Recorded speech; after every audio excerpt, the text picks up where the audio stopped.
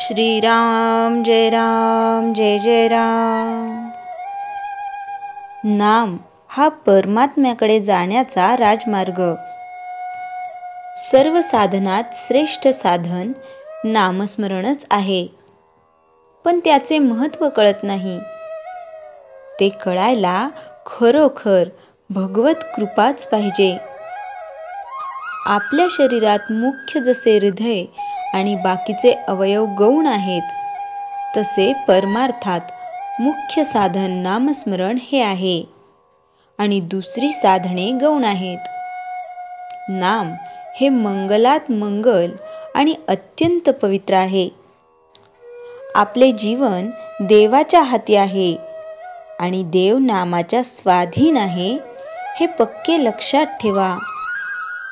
योगात योग करीपर्यंतच समाधान असते, पण नामस्मरणाच्या अनुसंधानात सतत समाधान असते। स्वतः निर्गुण झाल्याशिवाय निर्गुण उपासना होत नाही। तेज दिसणे, नाद ऐकणे या सर्व गोष्टी गुणातच नाही का आल्या? निर्गुण व्हायला देहबुद्धी सुटायला पाहिजे। सर्वव्यापी परमेश्वराला सर्वानुभूती पाहणे ही निर्गुण उपासनाच होय।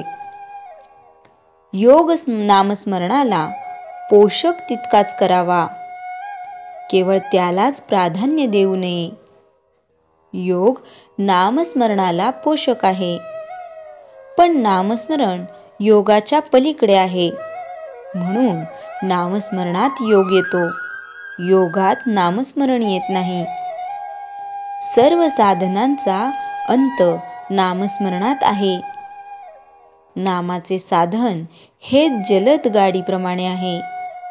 रंग दिसणे, प्रकाश दिसणे, आवाज ऐकू येणे ही मधली स्टेशने नाम सोडून एकदम भगवंतापर्यंत नेऊन पोचवते।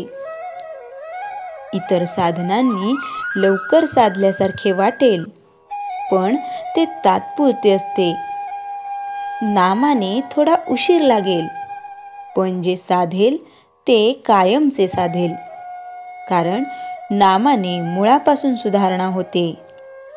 नामस्मरण हा परमात्म्याकडे जाण्याचा राजमार्ग होय। नामात एका आनंदाशिवाय दुसरे काही नाही। नामाच्या आनंदाचा झटका आला की मनुष्य स्वतःला विसरेल। तुकारामबुवांची वाचा त्यांना अनावर झाली, ती सारखी नाम घेऊ लागली। याचा अर्थ असा की त्यांच्या कल्पनेच्या बाहेर नाम येऊ लागले।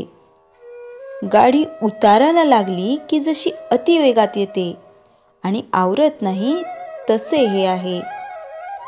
आपल्या शक्तीच्या बाहेर कार्य होणे ही भगवंताची कृपा होय। 4 माणसे होती, त्या सर्वांना एकच रोग झाला होता, पण त्यांची सांपत्तिक स्थिती सारखी नव्हती। वैद्याने त्यापैकी अगदी गरीब माणसाला एक औषध तुळशीच्या रसात घ्यायला सांगितले। त्याच्या पेक्षा पैसेवाल्याला तेच औषध मधात घ्यायला सांगितले। त्याच्याही पेक्षा पैसेवाल्याला तेच औषध केशरात घ्यायला सांगितले आणि सर्वात श्रीमंत होता त्याला तेच औषध कस्तुरीत घ्यायला सांगितले। त्याचप्रमाणे ज्याचा जसा अधिकार तसे त्याने नाम घ्यावे। नाम नुसते तोंडाने घ्यावे, नाम श्रद्धेने घ्यावे, नाम वृत्ती सांभाळून घ्यावे। नामाशिवाय जगात दुसरे सत्य नाही अशा दृढ भावनेने घ्यावे। सर्वांना फळ सारखेच मिळेल। श्रीराम जय जय राम। चैतन्यवाणी सर्व साधनांचा अंत नामस्मरणात आहे। श्रीराम जय जय राम। श्रीराम समर्थ। संतांचे ग्रंथ हे अगदी प्रिय व्यक्तीच्या पत्राप्रमाणे मन लावून वाचावेत। वाचनाचे मनन झाले की ते आपल्या रक्तामध्ये मिसळते. ग्रंथांच्या वाचनाने आपला दोष आपल्याला कळतो आणि आपली चूक आपल्याला कळली तर आपण लवकर सुधारतो. हा ग्रंथ माझ्याच करिता सांगितला आहे, तो कृतीत आणण्याकरिता आहे, ही भावना ठेवून वाचन करावे. वाचन आणि साधन बरोबर चालावे.